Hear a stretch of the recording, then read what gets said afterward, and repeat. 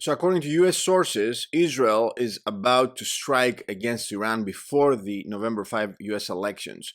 What this strike is going to look like, and what is this going to have the effects, the ripple effects of this strike for the global economy? Let's find out.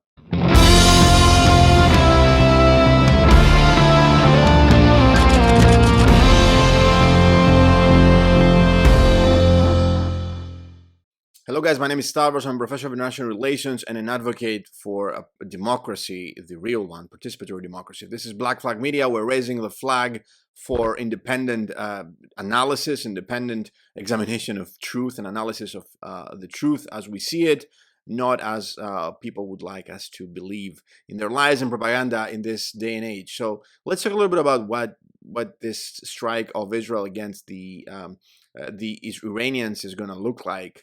Let me begin by saying that there was a manipulation of oil prices by the U.S. government, actually, and let me prove it to you. So, at the very beginning, the three options we talked about them in this channel for Israel, the three possible potential targets in Iran was A, military installations, B, oil facilities of the Iranian Republic, and C, the Iranian nuclear program and facilities. So the Biden administration said we wouldn't support and strike against the nuclear facility, but he said we were discussing, against attacking the oil facilities of Iran. So after that, we saw oil prices basically spiking after this Biden quote.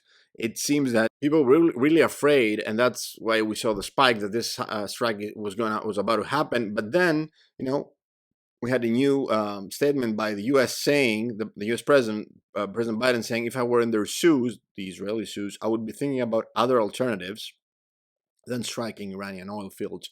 And then the Israelis, admittedly, they said, that we think that now is not the time to strike Iranian oil facilities, so we should bombarding, military infrastructure.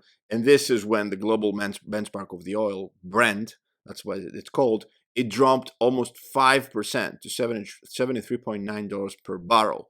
So people spiked this price by these statements, and you can imagine Democrats, especially politicians such as Biden, his family, his friends, Nancy Pelosi, they made huge amount of money from this trade, I would bet, millions, just like they did with the COVID measures.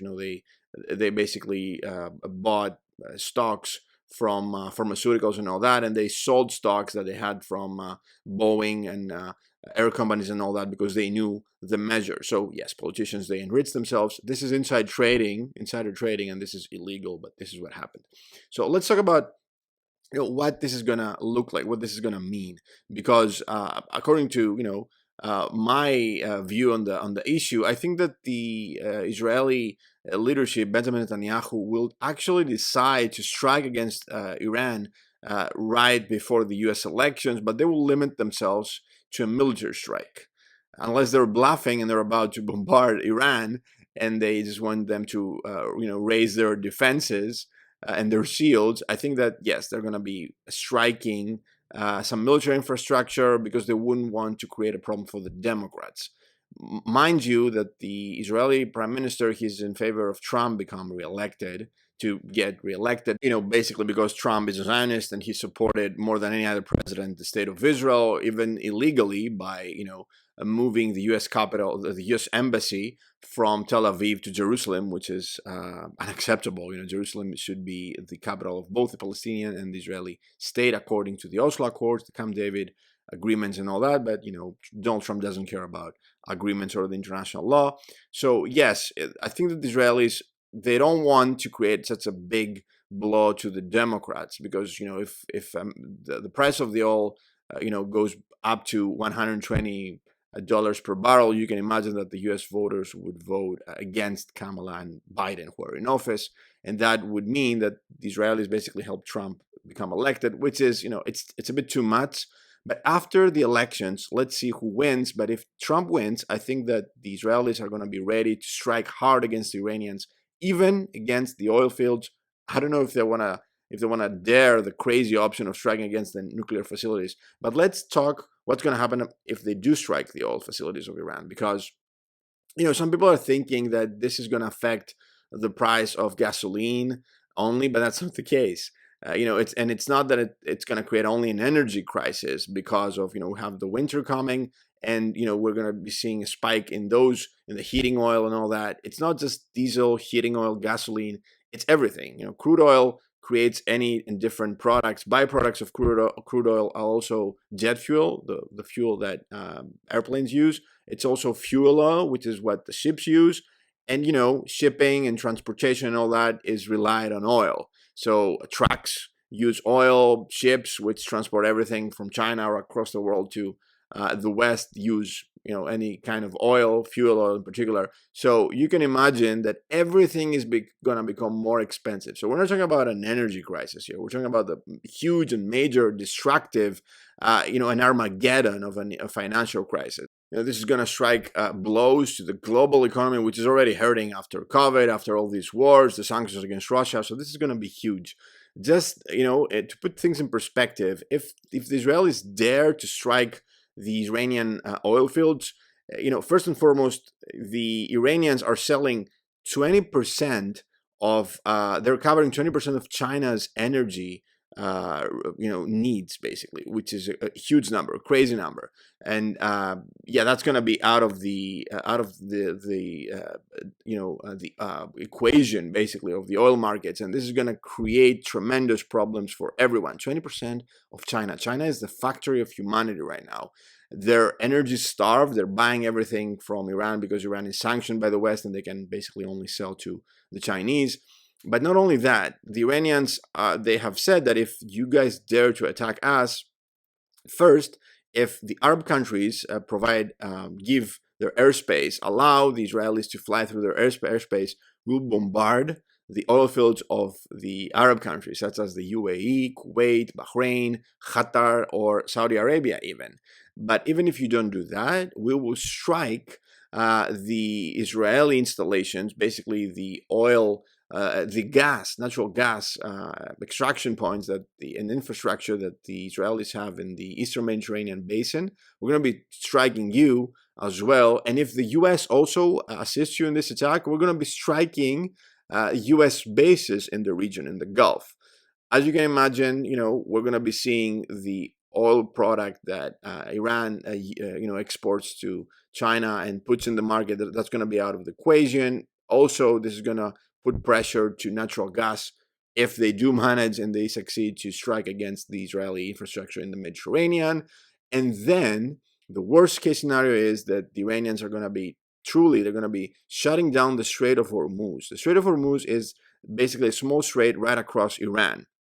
And this is the strait that every shipment of oil from the Gulf has to bypass, has to travel through to get to Asia or to Europe. So all of these countries, even Iraq, from Basra, Kuwait, Saudi Arabia on its eastern facilities, the UAE, Bahrain, Qatar, they have to move through the Strait of Hormuz. So if Iran manages to, effectively basically shut down, if they say that we're at war, if they manage to shut down the Strait of Hormuz, all of that product also, which is like almost, a huge chunk, almost 1/5 of global output comes from that region. Can you imagine the destruction to the global economy? Obviously, the U.S. fleet in the region, they have the Abraham Lincoln U.S. carrier. They also have another U.S. carrier, the Harry S. Truman, which is about to land in the region. So they will have to say something about Iran shutting down the Strait of Hormuz. But in any case, this will stop vessels. Maritime trade will be basically destroyed in the region. And again, China is only part of the equation. We also have not only oil that, basically the Iranians are selling to the Chinese, but also petrochemicals. Because of the plastic that the Chinese factories need to create, so they import many of their petrochemicals, most of them petrochemicals from Iran, and that is only China. If you amount other countries like India also imports from Iran. Like in 2023, they imported again organic chemicals, and they paid $400 million to Iran. So you can imagine the amount of trade right there.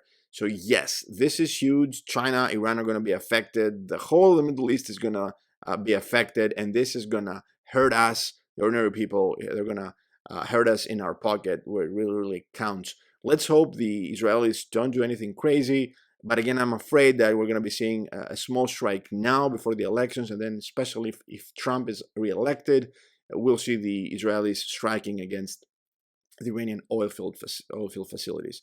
And this is going to be a major crisis globally. This is it for today, guys. If you did like what you saw, like, share, and subscribe, and I'll see you in the next one.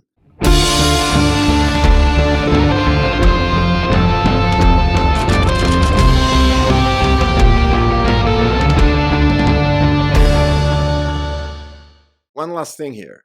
Israel is really, really hurting because of this war. This guy, Bezalel Smotrich, the finance minister, who is a neo-Nazi truly, he has been saying that we should be having greater Israel, we should be invading Egypt, Syria, Jordan. He's really crazy and radical. He's also the finance minister, apparently, for some reason. And he said that this war has already cost Israel $70 billion. Can you imagine that? And this is only the official numbers. Who knows how much this cost has really hurt Israel? I mean, the tourism industry in the country has been obliterated, 80% down, and this is really conservative. So Israel is really hurting. They have been downgraded by Moody's and S&P twice by these houses. And it seems that they will not be able to face their debt crisis. So you can imagine what's going to happen with the oil crisis on top of that. But these people don't care about the economy. They don't care about the ordinary people. They just care for war. They just care for invasions and expansion and outright destruction of the area.